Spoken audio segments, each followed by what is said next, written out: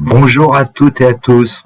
Alors aujourd'hui, je me propose de vous résoudre 3 problèmes sur les suites. Nous sommes le 4 octobre 2024.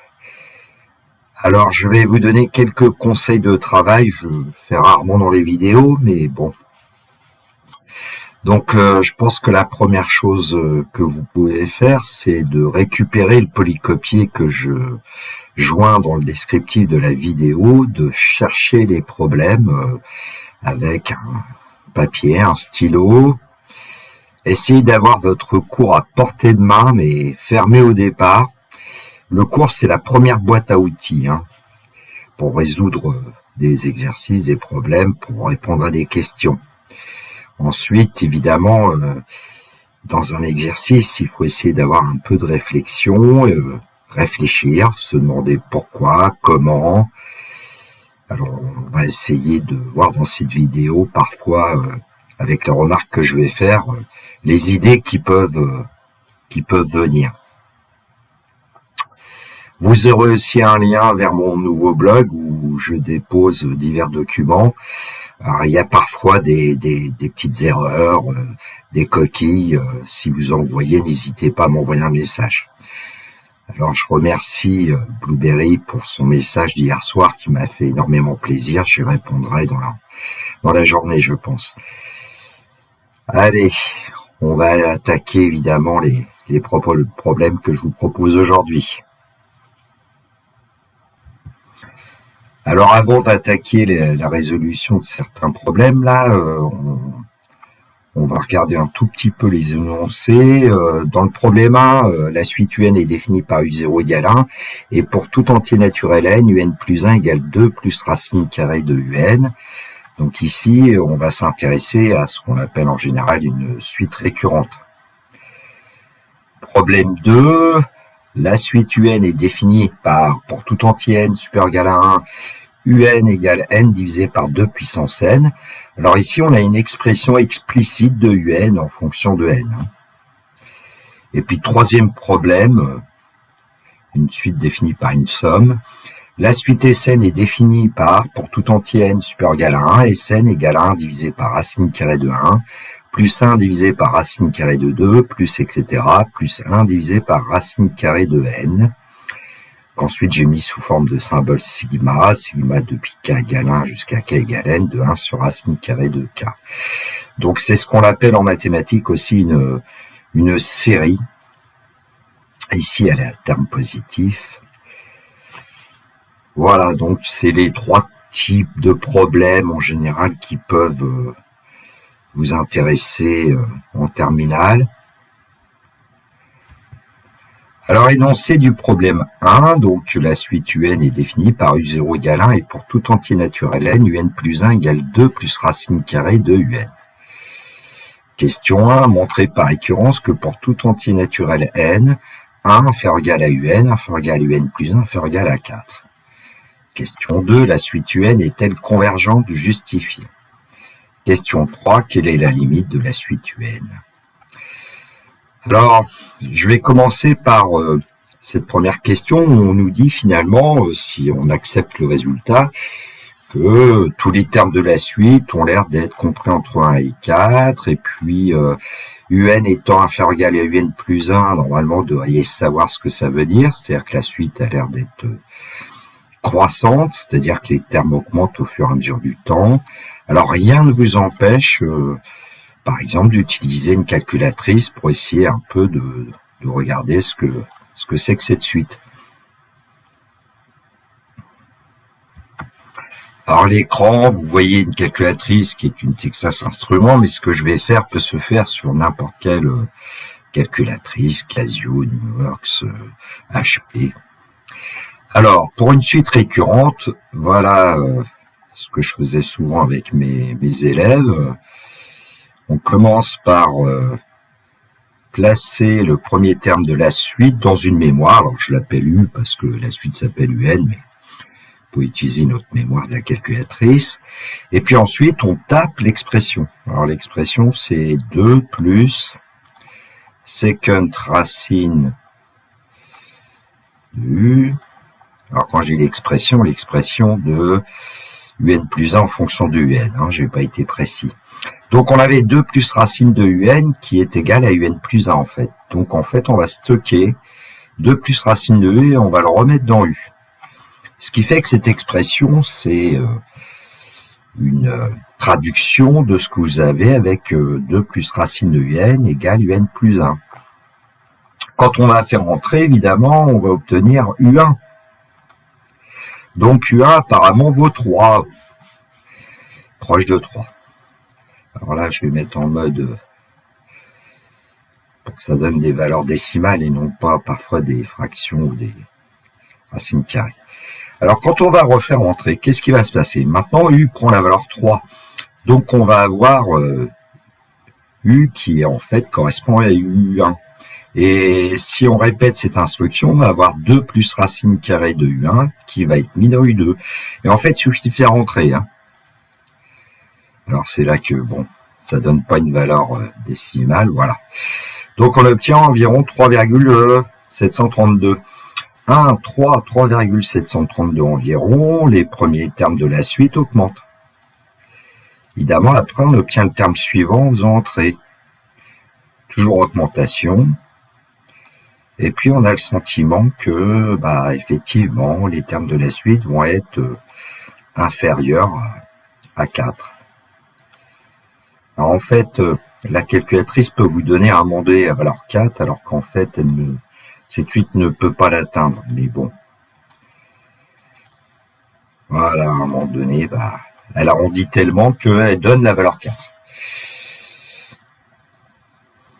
Bref. On conjecture que la suite UN est croissante et majorée par 4. Oh, dans le cours, il me semble que ça nous dit quelque chose, ça.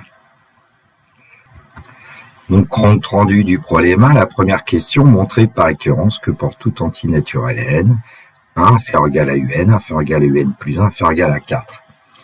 Alors ici, j'ai rappelé la définition de la suite, je ne vais pas le rappeler, en fait, pour l'instant.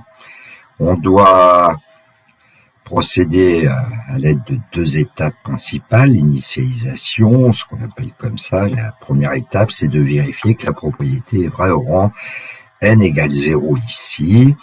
Et donc, ça veut dire vérifier que 1 est inférieur égal à u0, inférieur égal à u1, inférieur égal à 4. Alors, on sait que u0 est égal à 1 et on calcule u1. Alors, d'après la formule de récurrence, un plus 1 égale 2 plus racine de un, on remplace n par 0 et on obtient u1 égale 2 plus racine carrée de u0, c'est-à-dire 2 plus racine carrée de 1 est égal à 3. Bon, je me suis arrangé pour que ce soit un nombre sympathique. Alors, est-ce qu'on a bien ce qu'on demande? Bah oui, parce que comme 1 est inférieur égal à 1, inférieur égal à 3, inférieur ou égal à 4, que j'ai oublié d'indiquer ici, cela nous donne bien 1 inférieur égal à u0 qui vaut 1, inférieur égal à u1 qui vaut 3, inférieur égal à 4. L'étape 2, l'hérédité. Donc on va supposer que la propriété est vraie au rang n. Les petites coquilles, c'est parce que j'ai changé l'énoncé, j'ai oublié de mettre des choses. Donc supposons que 1 inférieur égal à un, inférieur égal à un plus 1 inférieur égal à 4, pour un certain entier n supérieur égal à 0, montrons alors que la propriété est vraie au rang suivant, rang n plus 1. C'est-à-dire que partout où on avait n dans ce qu'on suppose, qui s'appelle l'hypothèse de récurrence, on remplace n par n plus 1 et donc on va obtenir 1 inférieur égal à un plus 1, inférieur égal à un plus 1, c'est un plus 2, inférieur égal à 4. Alors dans ce genre d'exercice, pour l'hérédité ici, quand il y a des inégalités, très souvent on peut partir de l'hypothèse de récurrence. Bon, il y a parfois d'autres façons de rédiger. Donc par hypothèse de récurrence, on a 1 inférieur égal à un, inférieur égal à un plus 1, inférieur égal à 4.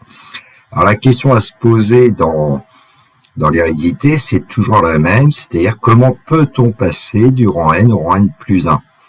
Alors ici, comme c'est une suite récurrente, on sait à peu près comment passer du rang n au rang n plus 1 avec l'expression de un plus 1 égale 2 plus racine de un.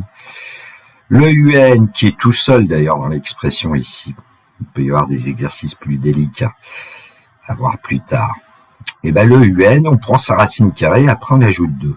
Bon, ben on va faire subir ce chemin aux inégalités. Donc on commence par prendre la racine carrée, et on sait que la fonction racine carrée est croissante sur l'intervalle 0 plus infini, fermé en 0 d'ailleurs, et donc on va pouvoir conserver le sens des inégalités. Alors, j'ai pas écrit racine carrée de 1, j'ai tout de suite mis 1, inférieur égal à racine carrée de UN, inférieur égal à racine carrée de UN plus 1, et évidemment inférieur égal à racine carrée de 4, et j'ai mis tout de suite 2. Bon, on vient de voir qu'après, il s'agit d'ajouter 2. Alors, j'aurais pu écrire 2 plus 1, j'ai écrit 3.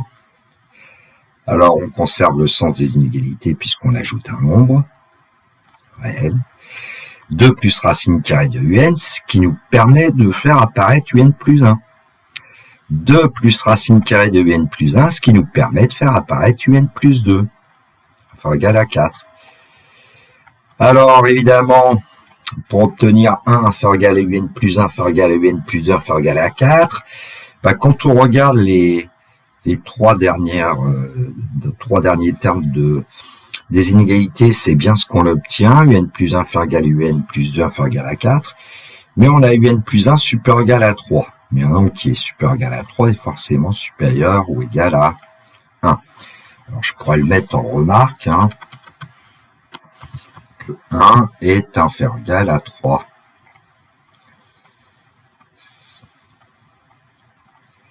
Bon, après au niveau de la rédaction, on ne sait pas toujours trop ce qu'il faut préciser complètement, etc. Mais bon, plus on précisera et moins le correcteur est susceptible de vous enlever de points, quoi, finalement. Question 2, la suite UN est-elle convergente? Justifiée. Ici, on ne vous demande pas a priori la limite, on vous demande de démontrer que la suite UN est convergente, c'est-à-dire qu'elle admet une limite finie. Alors justement, avec la question précédente, on a pour tout entier naturel n, UN inférieur égal à UN plus 1, donc la suite UN est croissante. Et grâce à la question précédente aussi, pour tout entier naturel n, UN inférieur égal à 4, donc la suite UN est majorée par 4. À partir du moment où on a croissante pour une suite, on essaye de voir si elle est majorée ou pas, d'après le cours. Bon, la suite UN est croissante et majorée, donc la suite UN est convergente d'après ce que on appelle en général le théorème de convergence monotone d'une suite. Question 3, quelle est la limite de la suite UN? Alors c'est ici que souvent dans les énoncés, on vous dit, on donne un nom à cette limite. Alors ici, ça n'a pas été fait, donc on considère que la suite UN converge vers un réel noté grand. Moi, je le note grand L parce que petit l, on voit pas bien avec le nombre 1, mais en général, c'est petit l. Alors, pour tout entier naturel n, UN plus 1 est égal à 2 plus racine carrée de UN, donc il faut penser ici à récupérer l'expression de UN plus 1 en fonction de UN. Et comme la limite de UN, c'est grand L, la limite de UN plus 1, ça sera aussi grand L, on effectue ce qu'on appelle un passage à la limite. On prend la limite du premier membre et la limite du deuxième membre. Les deux expressions sont égales, donc leurs limites seront égales. Donc grand L égale 2 plus racine carrée de L. Alors j'ai placé, j'ai envie de dire tout le monde dans un même membre et puis égalisé à 0. Donc grand L moins racine de grand L moins 2 égale 0. Alors là, on n'y pense pas toujours. Je me souviens que mes élèves étaient parfois un petit peu bloqués quand il y avait une expression un peu de ce type-là. Même si ça, c'est un exercice que j'ai, entre guillemets, créé pour la vidéo. Eh bien, on essaye de penser au fait que racine de grand L, si on le pose égal à grand X, eh ben, on va obtenir en fait grand X carré moins grand X moins 2 égale 0. Alors, quand on pose quelque chose comme ça, on peut quand même faire la remarque que grand X, c'est un nombre positif. Je l'ai mis en dessous, mais puisque c'est la racine carrée d'un nombre positif ici. Pourquoi d'ailleurs? Parce que comme tous les termes de la suite sont compris entre 1 et 4, la limite, grand L, sera aussi comprise entre 1 et 4. Alors ça, c'est une propriété dont j'ai parlé dans l'épisode 3, sur les suites vidéo que j'ai faites hier d'ailleurs, qui n'est a priori pas au programme. Pourtant, c'est assez sympathique de se dire que voilà, on a déjà une idée d'où va se placer la limite. Et ici, c'est entre 1 et 4. Alors, quand on résout l'équation du second degré, ce que j'ai pas fait ici, évidemment, le jour du bac, si je faisais ça, je serais sans doute sanctionné, mais bon. On voit assez rapidement que -1 est une solution évidente, ou 2. Bon. Et puis, on peut se débrouiller avec le second degré pour trouver les deux solutions. Sinon, on va chercher évidemment le discriminant delta, b carré moins 4ac.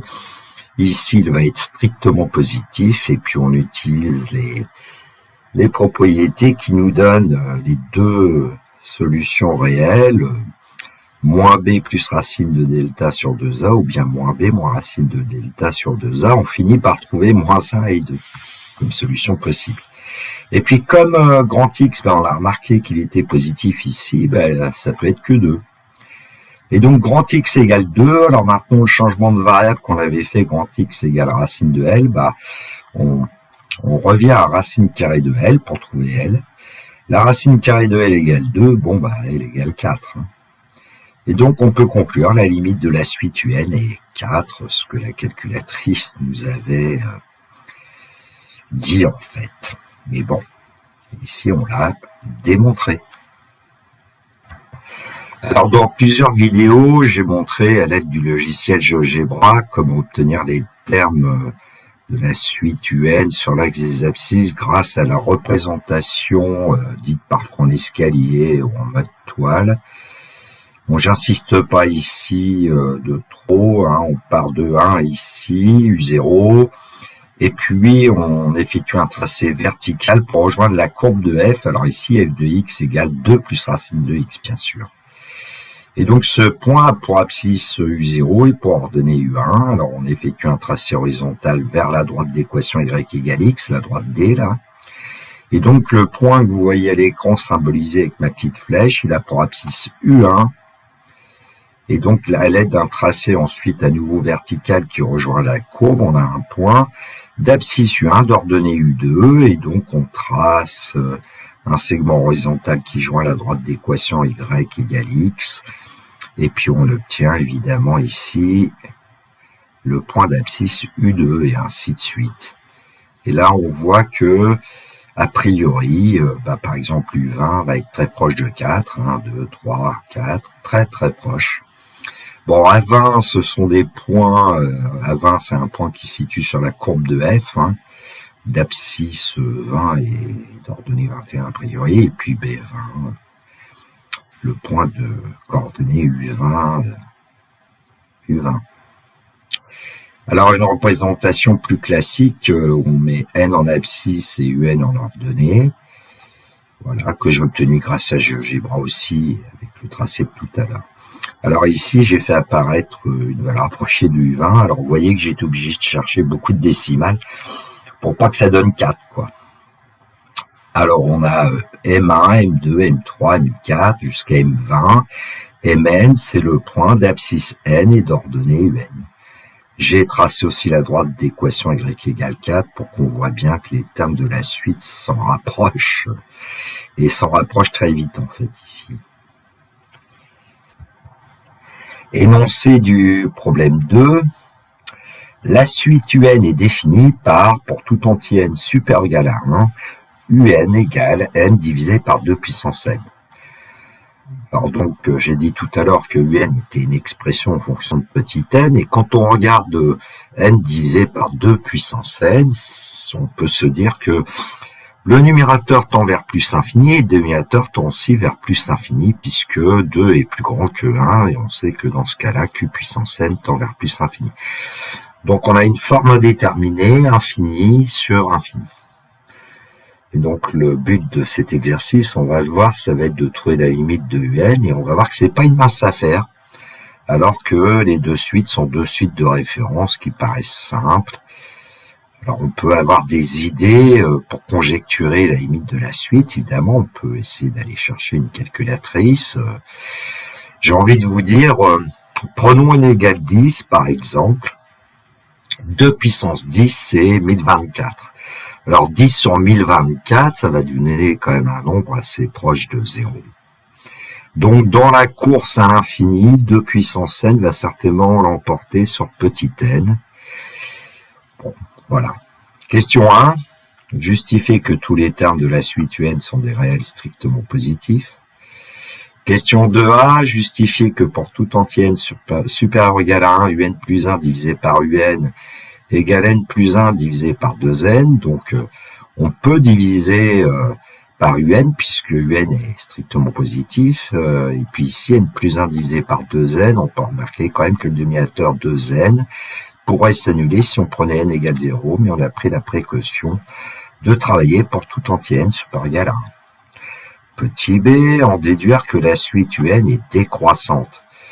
Alors là, le lien avec la question d'avant, on devrait le connaître. En première, vous avez dû voir une méthode qui consistait à comparer un plus 1 sur n au nombre 1 lorsque tous les termes de la suite sont strictement positifs. Petit c, montrer que la suite un est convergente. Bon, bah déjà, elle est décroissante. Alors, si on arrivait à montrer qu'elle est minorée, ça serait gagné. Voilà, au fur et à mesure des questions, vous pouvez noter au crayon à papier aussi vos idées, soit sur une feuille, soit sur l'énoncé. Ça peut vous aider avant d'entamer vraiment la résolution d'un exercice. Et puis, si vous n'avez pas d'idée spéciale, vous notez rien, mais ça sera après quand vous chercherez. 3 petits a, déterminer le plus petit entier naturel n supérieur ou égal à 1, tel que un plus 1 divisé par un est inférieur ou égal à 0,75. Bah déjà, avec notre expression n plus 1 divisé par 2n, il va falloir qu'elle soit plus petite que 0,75 à partir d'un certain entier n. Alors pourquoi pas tout le temps, on verra. Petit b, montrer que pour tout entier n supérieur ou égal à 2, un est inférieur ou égal à u2 multiplié par 0,75 à la puissance n-2. Bon. Moi, je pense que la réponse à la question d'avant, ça doit être 2. Bon, si vous ne voyez pas pourquoi, c'est pas très grave. Et petit c, on déduit à la limite de la suite un. Alors maintenant, vous avez bien cherché ce problème 2, je vais vous en faire un compte rendu. Donc la question 1, justifier que tous les termes de la suite un sont des réels strictement positifs. Qu'est-ce qu'on sait? On sait que un, c'est n divisé par 2 puissance n. Et pour tout entier n supérieur ou égal à 1, n petit n est strictement positif. 2 puissance n, on sait qu'il est aussi strictement positif, donc le quotient est strictement positif, donc un est strictement positif. Question 2a, justifier que pour tout entier n supérieur ou égal à 1, un plus 1 divisé par un égale à n plus 1 divisé par 2n. Bon. Et on exprime un plus 1 divisé par un. Alors attention ici, ce que j'ai fait, c'est que pour pas alourdir la rédaction, j'ai utilisé le fait que divisé par un, c'est multiplié par son inverse. Et donc j'ai d'abord écrit n plus 1 divisé par 2 puissance n plus 1, qui est un plus 1. Et au lieu de diviser par n divisé par 2 puissance n, j'ai tout de suite multiplié par son inverse, 2 puissance n sur n. Alors là, on voit qu'on va pouvoir regrouper peut-être des choses, simplifier. Alors je le fais tout doucement quand même. Donc, produit de deux fractions, on effectue le produit des numérateurs, n plus 1 multiplié par 2 puissance n. Alors, on prend bien la précaution de mettre des parenthèses à n plus 1, parce qu'il y a déjà une opération. Et au dénominateur, on va obtenir n multiplié par 2 puissance n plus 1. J'ai plutôt écrit les puissances en deuxième facteur, parce qu'on peut simplifier 2 puissance n avec 2 puissance n plus 1. Alors, ça fait un 2 au dénominateur. Et puis n plus 1 divisé par n, finalement, on va obtenir n plus 1 divisé par 2n, comme c'était annoncé. Alors, question 2b, on nous dit en déduire que la suite un est décroissante. Je voudrais faire une petite remarque d'ailleurs sur ce n plus 1 divisé par 2n. vais vous l'écrire. Alors ici, quand vous avez n plus 1 divisé par 2n, vous pouvez penser à essayer de découper la fraction, c'est comme ça que je m'exprime, désolé, n plus 1 sur 2n en disant que c'est n divisé par 2n plus 1 divisé par 2n. Ça permet de simplifier ici, donc on obtient un demi plus 1 sur 2n. Alors, 2n est une suite croissante, 1 sur 2n est décroissante. Donc, un demi plus 1 sur 2n va être une expression décroissante. Son premier terme, qui va être un majorant, pour n égale 1, c'est 1 en fait. Et donc, ça pourrait nous donner une méthode pour montrer que un plus 1 divisé par un est inférieur ou égal à 1 pour tout entier n supérieur ou égal à 1. Bon, on va procéder un petit peu autrement après, mais voilà, il faut savoir qu'il y a parfois plusieurs chemins qui peuvent mener au résultat, donc il y a parfois des idées différentes qui sont intéressantes. Et autre remarque, quand on regarde cette expression, 1 sur 2n est positif, et donc un plus 1 sur un sera toujours supérieur à 1,5. Bon, donc en fait, et puis donc la limite de cette suite, par exemple, ce sera 1,5. Donc tous les termes de cette suite sont compris entre 1,5 et 1, et la suite est décroissante. Bon. Voilà. 2b, on déduire que la suite un est décroissante. Alors en fait, ce que j'ai fait, c'est que moi j'ai repris l'expression qu'on nous donnait, c'est-à-dire la fraction n plus 1 sur 2n pour un plus 1 sur un, et puis j'ai essayé de travailler avec. Alors en fait, comme ici on nous dit que n est supérieur ou égal à 1, j'ai essayé de faire apparaître n plus 1, alors c'est en ajoutant n à 1, et puis de l'autre côté, on ajoute n, donc on ne change pas le sens, n plus 1 est inférieur ou égal à n plus n, et évidemment ça fait 2n.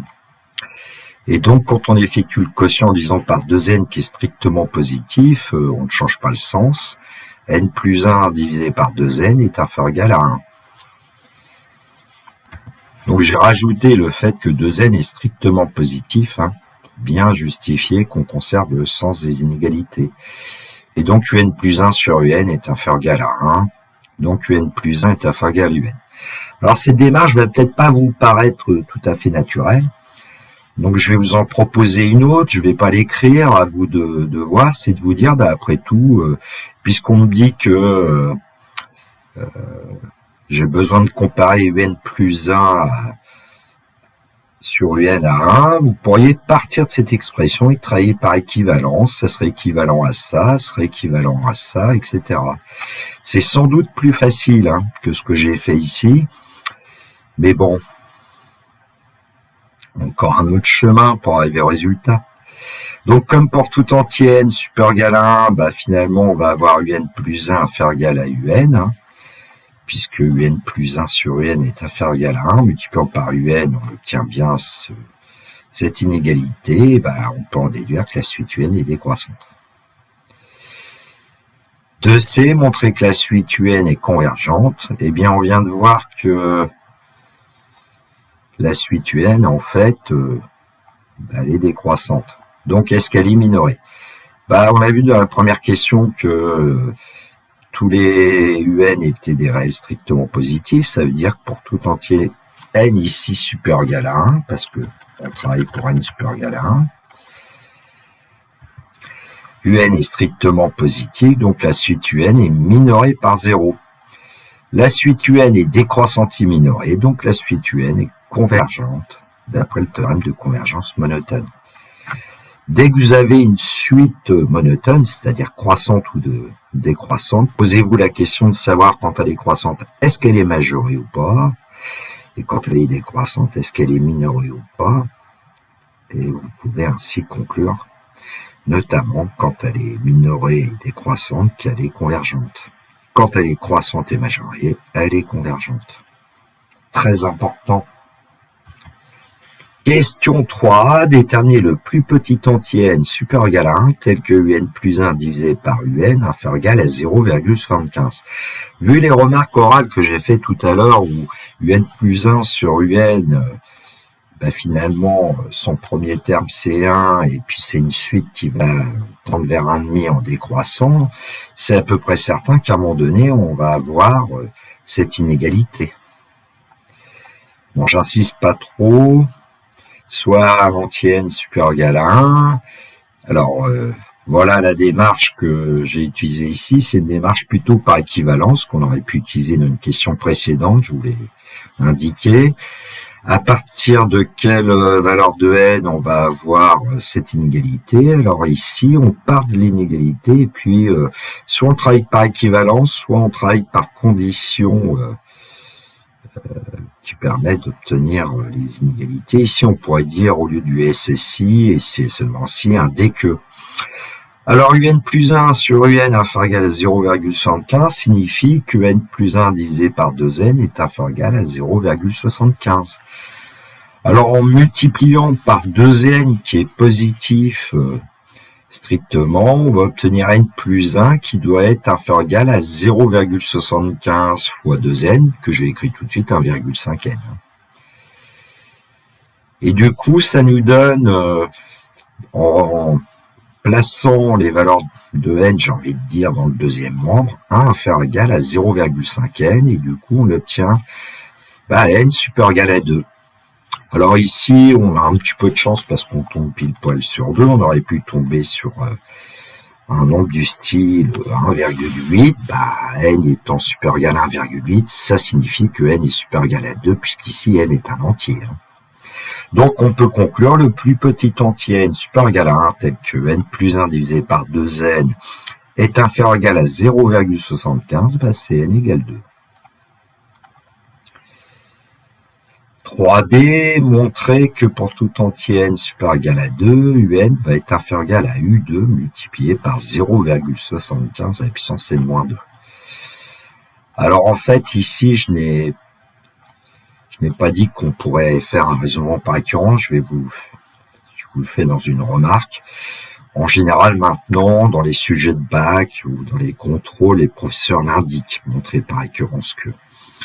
Alors, souvent, c'est ce que les professeurs vont faire. Moi, je vais vous montrer une autre démarche pour que on voit qu'en fait, c'est riche les mathématiques puisqu'il y a plusieurs démarches. Alors, attention, l'inégalité que nous avions obtenue au-dessus, un plus 1 sur un inférieur égal à 0,75, elle n'est valable que à partir de 2. Et donc, je l'utilise, cette inégalité, mais en écrivant non pas U3 sur U2 inférieur égal à 0,75, j'ai préféré écrire U3 inférieur égal à 0,75 U2. Et puis, on va l'écrire aussi pour U4 inférieur égal à 0,75 U3, etc. La dernière, ça serait UN inférieur égal à 0,75 UN-1, puisque à chaque fois, un terme de la suite est plus petit que 0,75 fois le terme précédent. Et donc, on a aussi UN-1, bien sûr, inférieur égal à 0,75 UN-2. Alors, on s'aperçoit que, par exemple, U3, ici, il apparaît dans le premier membre. Mais il apparaît aussi ici dans le deuxième membre, etc. Alors, il y a U2, lui, il est un peu particulier, ce U2, colorié en bleu. Et puis, le UN-1, par exemple, ici, on voit qu'il apparaît dans le premier membre, il apparaît aussi à la ligne suivante dans le deuxième. Et donc, ce qu'on va faire, c'est un produit membre à membre. On va multiplier U3 par U4. Alors le U4, ici, je ne l'ai pas encore colorié, mais en fait, il apparaîtrait à droite dans l'inégalité du dessous. Donc, je peux le colorier en rouge, il va disparaître par simplification. Le UN-2 qui est ici, il va disparaître avec un UN-2 qui serait écrit a priori avant. Bon, vous n'avez qu'à en écrire beaucoup et vous verrez que ce que je vous ai dit est valable. Et puis, dans le premier membre, ici, le UN, lui, il va pas se simplifier. Donc, le UN et le U2 ne se simplifient pas, mais tous les autres vont se simplifier par produit. Et donc, on va avoir à la fin que UN, voilà, qui va rester. Le U2, ici, qui va rester. Alors, je vais peut-être le colorier en vert, tiens, après tout, pourquoi pas. tout cas, le bleu et le vert, il reste. Et puis, il s'agit de multiplier 0,75 par 0,75 par 0,75 un certain nombre de fois. Alors, combien de fois? Nous, on a écrit ici des inégalités à partir du nombre 3 jusqu'au nombre n. De 3n. Combien il y en a de termes U3, U4 jusqu'à UN? Si on avait U1 et U2, ça nous en ferait n. Alors, il nous manque U1 et U2, ça veut dire qu'il n'en reste que n-2. Et donc, on obtient évidemment 0,75 à la puissance n-2 quand on multiplie tous les 0,75. Bref, UN est inférieur ou égal à 0,75 puissance n-2 fois U2, parce que quand on multiplie membre à membre des nombres strictement positifs, on conserve l'inégalité. Alors attention aux nombres négatifs, ça ne marcherait pas. Bon, j'espère que c'est pas trop compliqué pour vous ce que j'ai fait là. Alors comme tout à l'heure on avait vu un raisonnement par récurrence, j'ai voulu l'éviter ici, mais bon, faites-le par récurrence, ça se fait très très bien. Question 3c, on déduire la limite de la suite UN. Alors nous on vient de voir que UN est inférieur ou égal à U2 fois 0,75 puissance n-2. Alors évidemment cette suite là, c'est pas tout à fait la suite qu'on connaît, normalement c'est 0,75 à la puissance n. Du coup, j'ai divisé par 0,75 au carré pour que ça donne 0,75 puissance n-2. Et puis, j'ai regroupé plutôt le U2 avec le 0,75 au carré. Voilà, alors je vais vous faire apparaître cette suite-là, 0,75 puissance n, qui a le bon goût de tendre vers 0 quand n tend vers plus infini, puisque 0,75 est strictement compris entre -1 et 1. Alors, certains professeurs vont vous dire que ça marche aussi pour 0,75 puissance n-2, ils ont raison. Mais là, j'ai préféré le faire comme ça. Et puis, on va avoir besoin aussi du fait que UN est positif. Oui, parce que on sent arriver le théorème des gendarmes, sauf qu'on avait la menotte de droite et on n'avait pas de menotte de gauche. Alors, il vaut mieux aller chercher les deux menottes. Les petites mimines. Oui, le mot menotte vient du mot main, bien sûr, en français. Alors, digression. Ouh là là. J'ai préféré ensuite vous dire que 0 inférieur ou égal à UN, inférieur ou égal à un certain réel C, fois 0,75 puissance n. Alors, ce nombre C, il est strictement positif, je ne l'ai pas dit, mais je devrais le dire. Pourquoi il est strictement positif? Parce qu'on sait que U2 est strictement positif et 0,75 au carré est strictement positif. Bon, de toute façon, il n'y a pas le choix. UN est positif ici, un majorant de UN ne peut être que positif. Allons chercher la limite. Donc là, c'est rédigé, 0,75 est strictement compris entre -1 et 1, et donc d'après le cours, on sait que limite, quand n tend vers plus infini, de 0,75 à la puissance n, c'est 0. En multipliant par c, on obtient aussi 0. Et donc, sachant que pour tout entier n supérieur ou égal à 2, UN est compris entre 0 et c fois 0,75 puissance n. 0 a pour limite 0 à l'infini, c'est une constante, et puis c fois 0,75 puissance n a aussi pour limite 0. Et on va chercher ce qu'on appelle le théorème des gendarmes, ou parfois le théorème d'encadrement. Parfois, certains appellent ça aussi le théorème du sandwich. Le théorème de la suite coincée. Par conséquent, la limite de UN quand n tend vers plus infini est égale à 0. Bon. Dans l'enseignement secondaire, on utilise surtout cette expression, et je crois que dans le supérieur, maintenant aussi, il y a cette tendance à utiliser le théorème des gendarmes. Donc, on a limite quand n tend vers plus infini de n divisé par 2 puissance n qui est égal à 0. On dit que 2 puissance n l'emporte sur n en plus infini. Voilà. C'est comme si ici, le n, c'était 1 finalement. Enfin, c'est pas bien ce que je dis, c'est pas 1, mais 1 sur 2 puissance n serait 0 la limite. Voilà. On dit parfois aussi que n est négligeable devant 2 puissance n, plus l'infini, c'est pour des valeurs de n de plus en plus grandes, tout ça. Énoncé du problème 3, la suite Sn est définie par pour tout entier n supérieur égal à 1 et Sn égale à 1 divisé par racine carrée de 1 plus 1 sur racine carrée de 2 plus etc. plus 1 sur racine carrée de n. C'est sigma depuis k égale 1 jusqu'à k égale n de 1 sur racine carrée de k. Si vous envisagez des études de mathématiques dans le supérieur, vous allez beaucoup utiliser le symbole sigma. Premièrement, montrer que la suite Sn est croissante. Deuxièmement, petit a, justifier que pour tout entier k compris entre 1 et n étant supérieur égal à 1 sur racine carrée de n inférieur égal à 1 sur racine carrée de k inférieur égal à 1. Petit b, en déduire que pour tout entier n supérieur égal à 1, Sn est supérieur égal à racine carrée de n et inférieur égal à petit n. Petit c, trouver un entier naturel n tel que Sn est strictement supérieur à 10. Petit d, déterminer la limite de la suite Sn. La suite Sn est-elle majorée? 3. Soit a, un réel supérieur égal à 1 donné, et écrire un script Python qui renvoie la plus petite valeur de l'entier n supérieur égal à 1 tel que Sn est strictement plus grand que a. Petit b, quelle est la valeur de l'entier n supérieur égal à 1 renvoyée par ce script Python lorsque grand A égale 10. Compte rendu du problème 3, après que vous l'ayez cherché, bien sûr. Question 1, montrer que la suite Sn est croissante. Alors, on sait que pour tout entier n supérieur égal à 1, Sn, c'est 1 sur racine carrée de 1, plus 1 sur racine carrée de 2, etc., plus 1 sur racine carrée de n. Alors, je vous conseille toujours, ce que je disais à mes élèves, de regarder combien de termes il y a dans la suite Sn. Ici, il y a n termes, on va de 1 au demi-acteur, sous la racine, 2, n termes. Donc, pour Sn plus 1, déjà, il y en aura n plus 1. Alors, comme le premier terme est constant, ici, on le conserve, on ajoute, et puis en fait, on ajoute un seul terme, sur racine carrée de n plus 1, et Sn plus 1 va posséder donc n plus 1 terme. Avec le symbole sigma, on le voit peut-être un peu mieux, je ne l'ai pas fait ici, vous pouvez le faire sur un brouillon.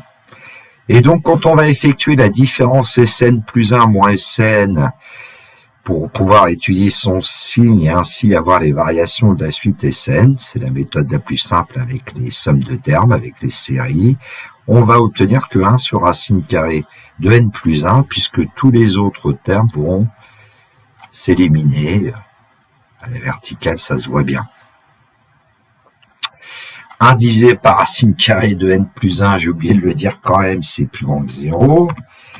Donc, Sn plus 1 moins Sn est strictement plus grand que 0, et donc Sn est strictement inférieur à Sn plus 1, et donc on en déduit que la suite Sn est croissante. On pourrait même dire qu'elle est strictement croissante. Question 2a, justifier que pour tout entier k compris entre 1 et n supérieur égal à 1 sur racine carrée de n inférieur égal à 1 sur racine carrée de k inférieur égal à 1. Bon, j'en reparlerai tout à l'heure pour voir que c'est pratiquement évident, ça. Enfin, évident. Pas d'évidence en mathématiques, mais bon, c'est limpide. C'est clair. Soit un entier n supérieur égal à 1, voilà ce qu'on va faire. On va dire, puisqu'on nous dit que k doit être compris entre 1 et n, on le prend, et puis qu'est-ce qu'on va faire après? On va utiliser la racine carrée, et puis ensuite on prendra l'inverse. C'est paraît naturel comme chemin, vu ce qu'on lui donne comme résultat.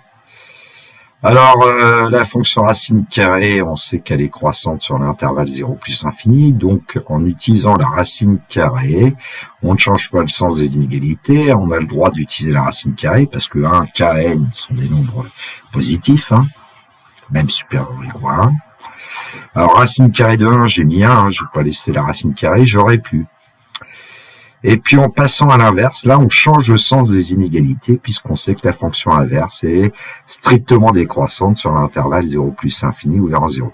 Alors là, j'ai pas mis forcément les strictement, puisque les inégalités sont larges, mais si les inégalités étaient strictes, on aurait besoin de préciser strictement. Décroissante ou strictement croissante pour la racine carrée. Bon, et puis ensuite, on range dans l'ordre croissant, ce qui fait que 1 sur racine carrée de n inférieur égal à 1 sur racine carrée de k inférieur égal à 1. Donc voilà la remarque que je voulais vous faire. Si on analysait bien les termes qui apparaissent dans la somme, Bah, parmi tous ces termes, 1 sur racine de 1, 1 sur racine de 2, 1 sur racine de n, il me paraît que c'est à peu près évident que c'est 1 sur racine carrée de n qui est le plus petit, et que 1 sur racine carrée de 1, le premier qui vaut 1, est le plus grand. Bah oui, parce que la suite racine carrée de n, elle est croissante, et la suite inverse, 1 sur racine carrée de n, elle est décroissante. Et donc, lui, c'est le plus grand. 1 sur racine de 1. Et le dernier, bah, c'est le plus petit. Question 2b, en déduire que pour tout entier n supérieur égal à 1, racine carrée de n inférieur égal à Sn inférieur égal à n. Alors, j'ai quand même redit ce que c'était que la suite Sn, je vais pas le lire, et puis ce qu'on vient de trouver. C'est-à-dire que 1 sur racine carrée de n inférieur égal à 1 sur racine carrée de k inférieur égal à 1, pour tout entier k compris entre 1 et n, n étant supérieur égal à 1. Alors, je vais vous proposer deux rédactions, une sans le symbole sigma et une avec le symbole sigma. Alors, première rédaction, pour essayer de démontrer que Sn est compris entre racine carrée de n et n, et ben, on va utiliser l'inégalité, la double inégalité qu'on connaît, et on va l'écrire pour k égale 1, k égale 2, jusqu'à k égale n. Alors, pour k égale 1, on a 1 sur racine de n inférieur égal à 1 sur racine carrée de 1 inférieur égal à 1. Pour k égale 2, 1 sur racine de n inférieur égal à 1 sur racine de 2 inférieur égal à 1, etc. Évidemment, il va nous rester le cas pour k égale n. 1 sur racine de n est inférieur égal à 1 sur racine de n, ils sont même égaux, inférieur égal à 1. D'ailleurs, ici, on aurait pu remarquer aussi que 1 sur racine carrée de 1 est égal à 1. Alors, que va-t-il se passer? Ce qu'on va faire, c'est qu'on va ajouter membre à membre. Tous les nombres qui sont situés à gauche, là. Et puis, on va ajouter membre à membre tous les nombres situés au milieu. Et puis, on va ajouter membre à membre tous les nombres situés à droite. Ce qui va nous donner une expression un petit peu lourde, mais bon, 1 sur racine carrée de n, plus 1 sur racine carrée de n, plus etc., plus 1 sur racine carrée de n, va être inférieur ou égal. Alors, en fait, le terme central, ça va être justement Sn, hein, qu'on recherche, inférieur ou égal à 1 plus 1 plus 1. Le problème, c'est de savoir combien de termes on a écrit pour pouvoir écrire ces expressions avec pointillés, sans pointillés, j'ai envie de dire. Ben, il y en a n termes. Hein. Alors, comment on sait qu'il y en a n? Bah parce qu'on a écrit les doubles inégalités pour k égale 1, puis k égale 2 jusqu'à k égale n. Donc il y a une double inégalité ici écrite à cet endroit. Et donc, n fois 1 sur racine carrée de n, inférieur égal à Sn, inférieur égal à n fois 1. Alors, si on avait tenu compte de la remarque que j'ai faite tout à l'heure en disant que parmi les termes de la suite Sn, c'était 1 sur racine carrée de n le plus petit, et comme il y a n termes dans Sn, on aurait presque pu écrire cette double inégalité rapidement.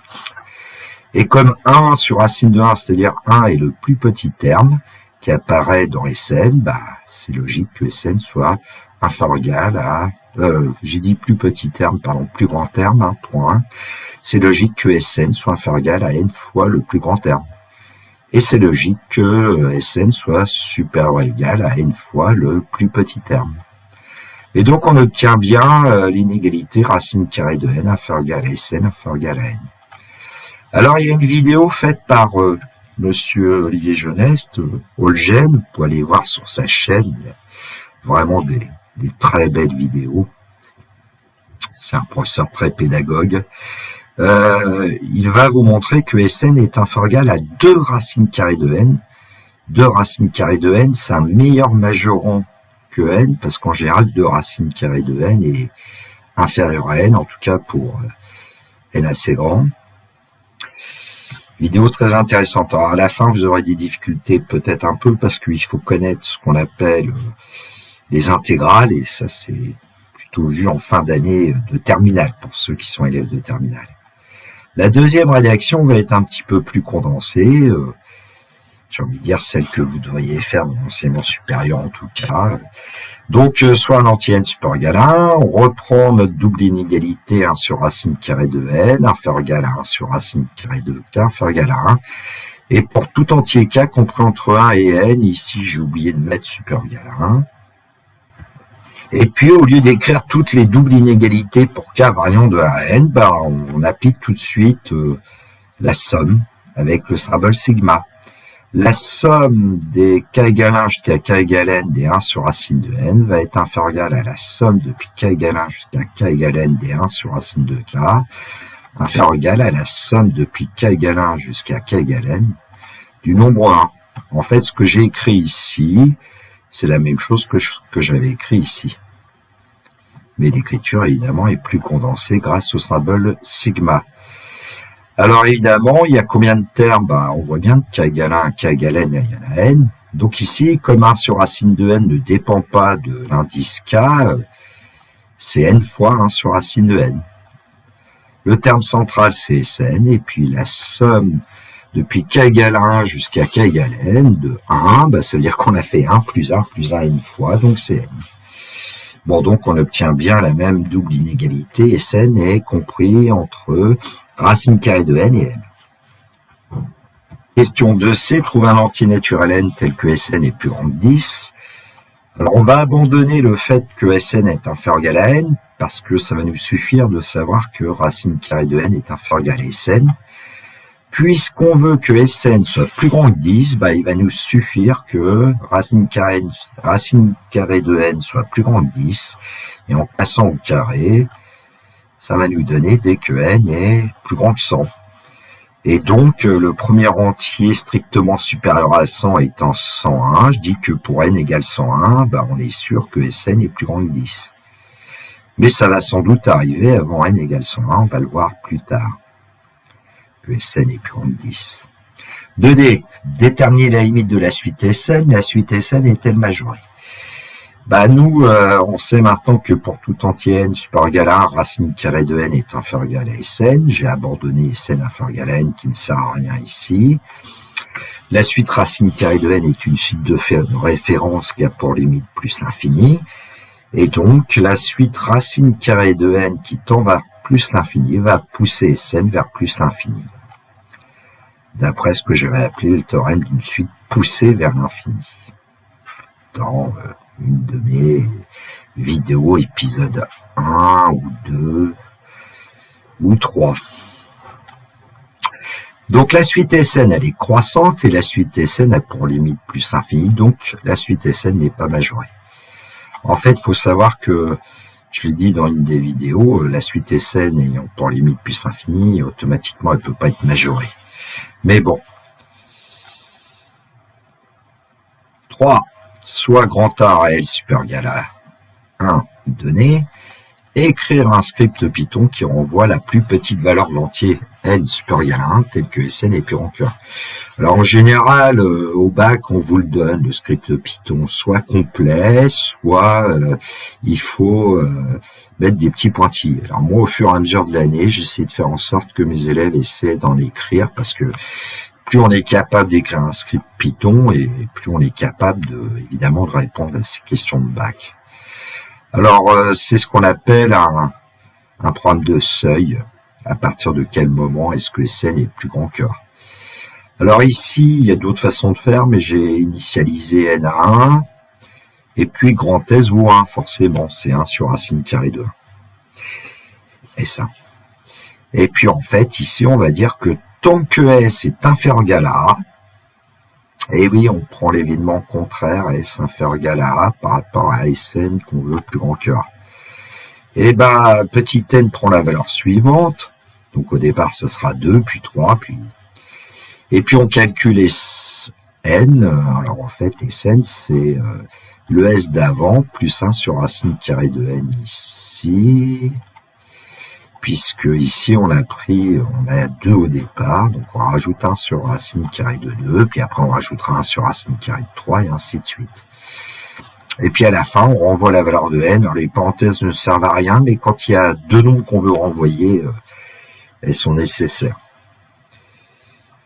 Bon, 3b, quelle est la valeur de n super galin renvoyé par ce script Python lorsque A égale 10. On va le voir avec un script Python.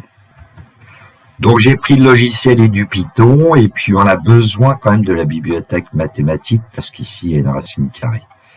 Donc le script que vous voyez, c'est exactement celui qu'on vient de voir, sauf qu'à la fin, j'ai préféré renvoyer la valeur de A, la valeur de S et la valeur de N pour voir un petit peu mieux les choses. Et nous, ce qu'on veut, c'est que Sn dépasse 10, donc je vais exécuter. Et voilà ce que dans la console, on obtient. A égale 10, évidemment, une valeur approchée de S10, 10,155, donc ça veut dire qu'a priori, on a bien dépassé 10, hein. Et c'est pour quelle valeur de N? 33. Donc la réponse est 33. Alors comment faire, par exemple, le jour du bac, si en plus vous savez pas forcément écrire un script, ou le script qu'on vous donne, vous n'y arrivez pas, vous pouvez toujours essayer d'utiliser les calculatrices. Bon, N égale 33, évidemment, ça va un petit peu loin. Alors, un autre script Python que j'ai pas trop détaillé, parce que, bon, on vous demandera pas ça en plus le jour du bac, mais c'est surtout pour avoir le nuage de points. Donc, je vais le faire exécuter. Et en fait, voilà, ce script Python va nous renvoyer petit n en abscisse et Sn en ordonnée, il faut imaginer, alors S1 vaut 1 plus 1 sur racine carrée de 2, etc. Et puis on s'aperçoit que, effectivement, Sn va dépasser 10 pour la valeur 33. Ici on est à 30, 31, 32, 33, une petite bille rouge, à partir du moment où on dépasse 10. Donc pour 32, S32, il est en dessous de 10, a priori. Voilà. Bon, évidemment, on obtient le même résultat que tout à l'heure. Donc, lorsque A égale 10, le script Python renvoie N égale 33. Remarque, N égale 33 est le plus petit entier naturel, tel que Sn est plus grand que 10. Et si on se réfère à la question, on avait trouvé un entier naturel N tel que Sn est plus grand que 10 grâce à la minoration de Sn par racine de N, on avait trouvé 101. Là, on a fait beaucoup mieux, hein. C'est bien avant 101 que Sn dépasse 10. Voilà. Alors, pour ceux qui sont intéressés, je vous l'ai mis le script Python dans le polycopier, celui que j'ai utilisé pour obtenir le nuage de points. Alors, la méthode simple, vous pouvez le copier, ce texte, certainement, et le coller dans les du Python, mais faites attention au fait que je mets parfois des espaces pour qu'on puisse bien le lire, et que les espaces peuvent poser un petit problème. Donc, le fameux graphique Python est ce que la console renvoyait. Il me reste à vous souhaiter une bonne journée, surtout prenez bien soin de vous, que la force soit avec tous ceux qui étudient, quel que soit leur âge d'ailleurs. Il me reste à vous dire le classique au revoir.